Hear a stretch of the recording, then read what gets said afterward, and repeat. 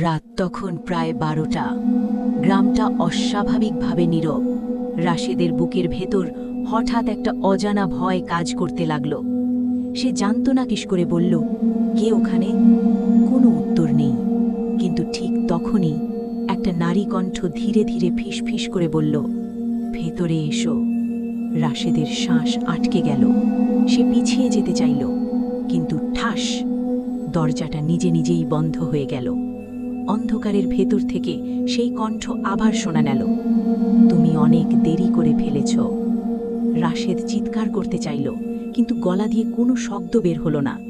সকাল হলে গ্রামবাসীরা শুধু সেই বাড়িটার সামনে দাঁড়িয়ে ফিসফিস করে বলল, আজও একজন আর ফিরল না, কারণ শেষ দরজাটা এখনো খোলা।